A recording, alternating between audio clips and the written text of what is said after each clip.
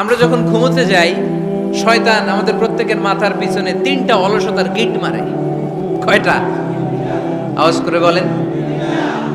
3টা অলসতার গিট মারে। ইয়াকিদু শাইতানু আলা কাফিয়াতি রাসি আহাদিকুম সালাসা উকাব। 3টা গিট মারে যখন আমরা ঘুমোতে যাই।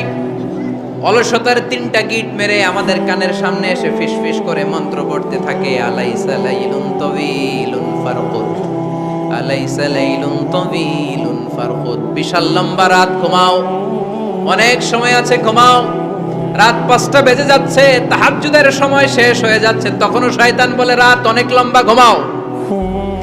ফজরের সময় পার হয়ে যাচ্ছে, সূর্য উঠে যাচ্ছে, শয়তান বলে আলাইসা লাইলুন তাওয়িলুন ফারকুদ, এখনো অনেক সময় আছে, লম্বা লম্বা লম্বা চৌড়া রাত পড়ে আছে, তুমি ঘুমাও। বিশ্বনবী বললেন ফাইন ইস্তাইকাযা ওয়া যাকারাল্লাহ ইনহাল্লাত উকদা। আমার উম্মতের কেউ যখন ঘুম থেকে জেগে ঘুম থেকে ওঠার দোয়া পড়া শুরু করে দেয়, অলসতার প্রথম গিটটা সাথে সাথে খুলে দেয় কে? আপনি ঘুম থেকে উঠেই যখন ঘুম থেকে ওঠার দোয়া পড়বেন, আপনার অলসতার প্রথম গিট খুলে দেয় কে? ঘুম থেকে ওঠার দোয়াটা কি?